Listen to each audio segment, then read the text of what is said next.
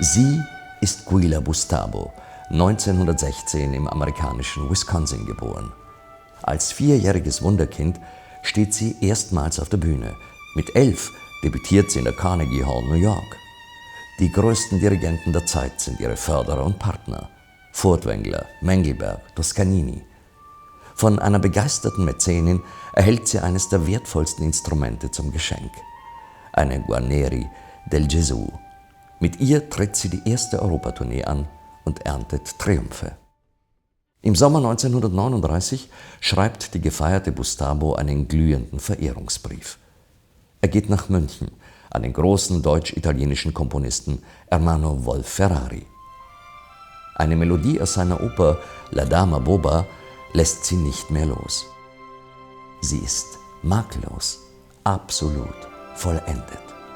Sie ist die Liebe selbst, nicht die seichte Liebelei eines Karnevals, sondern die ruhende Flamme, die im Ewigen leuchtet. Und Bustabo bittet den Meister, die Melodie für sie in einer Violintranskription zu verarbeiten. Sie erhält eine freundliche, jedoch abschlägige Antwort. Wolf-Ferrari erklärt ihr, dass diese Melodie nur im Zusammenhang mit dem Rest der Oper ihre Wirkung entfalte und vom Übrigen getrennt an Sinn verlieren würde. Ein Briefwechsel setzt ein, der von Beginn an eine spirituelle Verbindung zwischen beiden Künstlern erkennen lässt. Als der Komponist die Bustabo dann auch auf der Bühne erlebt, fällt die Entscheidung, ihr ein Violinkonzert zu komponieren. Ein Konzert, in dem die Violine wie ein König des Orchesters agiert.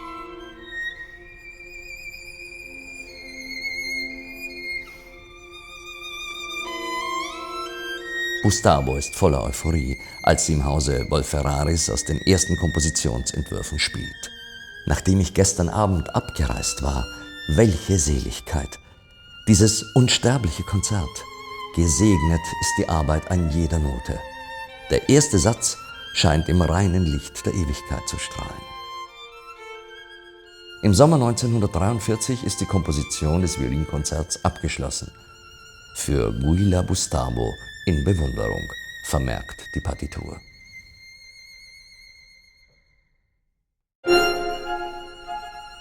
Bei einem schweren Bombenangriff auf Leipzig fällt das gesamte Orchestermaterial einem Feuer zum Opfer. Im letzten Moment muss die angekündigte Uraufführung abgesagt werden. Zur selben Zeit erlebt auch München ein Flächenbombardement. Verzweifelt flüchtet Wolf-Ferrari ins österreichische Altaussee. Was eigentliches Leid im Leben ist und bedeutet, schreibt er einem Freund, haben wir in unserer Jugend nicht einmal geahnt.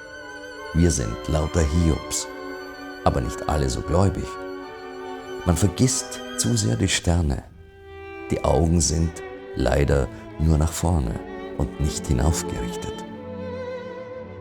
Im Januar 1944, inmitten schrecklichster Kriegsgeschehnisse, hebt Guila Bustabo in der Münchner Tonhalle das Violinkonzert schließlich aus der Taufe.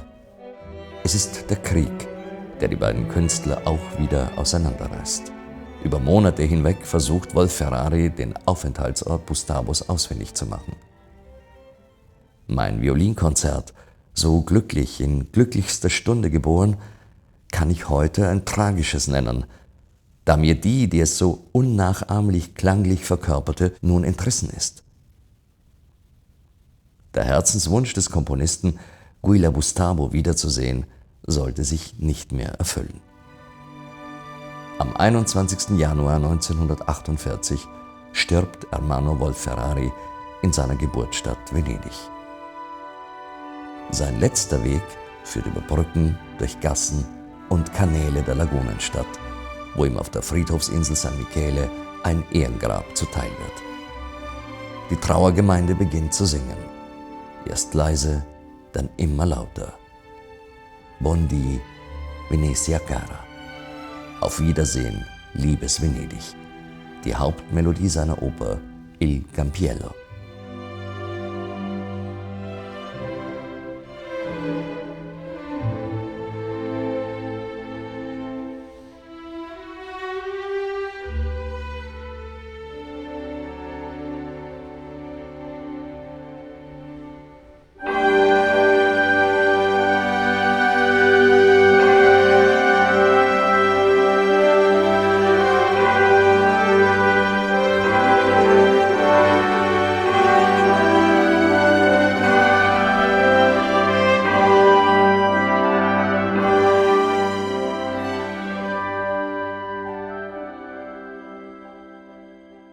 Das Violinkonzert hat seitdem ein beispiellos verwaistes Dasein geführt.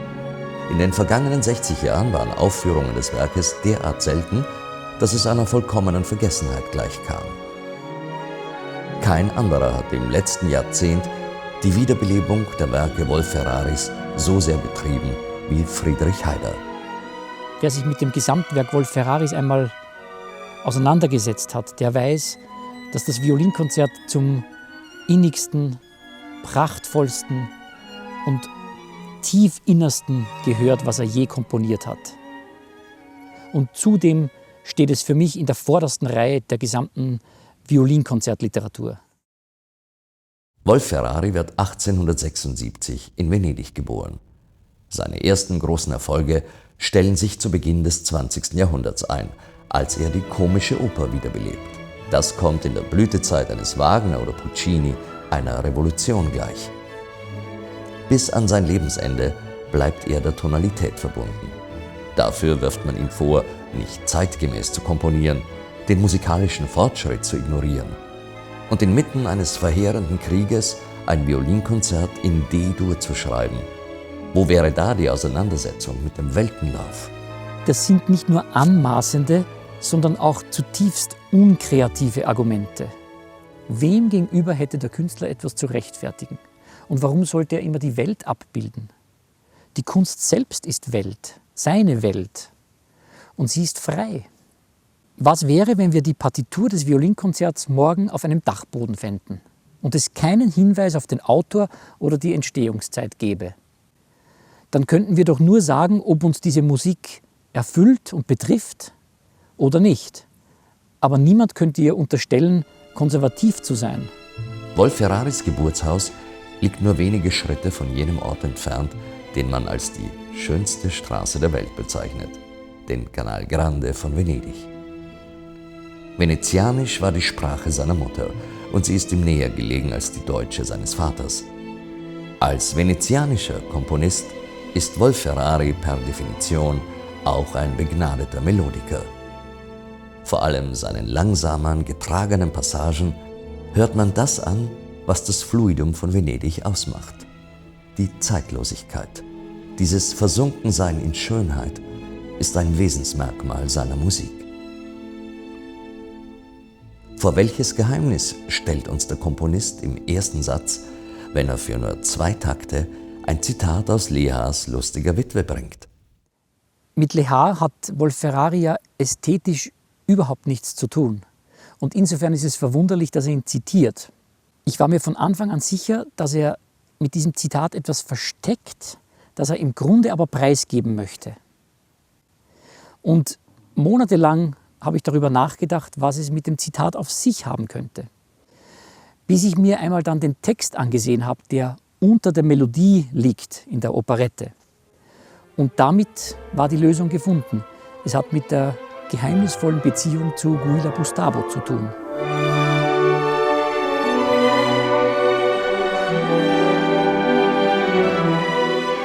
In diesem Haus in der Nähe von München hat Wolf-Ferrari 10 Jahre lang gelebt.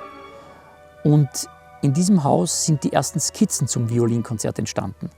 Und wahrscheinlich hat hier auch die erste Begegnung mit Guila-Bustabo stattgefunden. Ich freue mich, einer Einladung der heutigen Besitzer des Hauses folgen zu dürfen.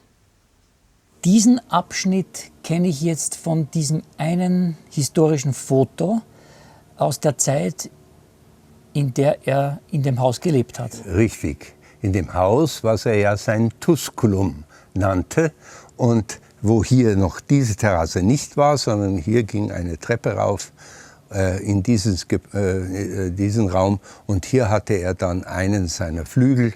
Er hat ihrem Vater das Haus verkauft, Sie selbst haben ihn aber nicht kennengelernt. Doch, das war ein großes Glück, im Nachhinein erst recht. Ich war zwar erst 15 Jahre alt, aber ich durfte mit meinen Eltern zu Wolf-Ferraris, wie sie mit ihnen dies und jenes besprochen haben. Und da habe ich ihn kennengelernt als einen äußerst liebenswürdigen, zurückhaltenden, bescheidenen, ja fast leisen Menschen, aber mit unglaublich freundlichem Blick und freundlicher Stimme. Auf Kilometer ist hier nur Wald. Er war ein Einsamer. Ja. Aber für einen Komponisten natürlich großartig. Und im Frühjahr hat er Konkurrenz gehabt durch die Vögel. Denn das glauben Sie nicht, so ab März, April bis etwa Juni haben wir in dem Moment, wo es Tageslicht angeht, ein super Konzert. Und die Bustabo schreibt ihm in einem Brief, dass sie die Vogelstimmen hört in dem Violinkonzert. Jawohl, das ist unglaublich hier. Und dann auch abends, die Vögel, die dann abends singen. Natürlich, jetzt ist still, das ist klar. Aber im Frühjahr ist es unglaublich.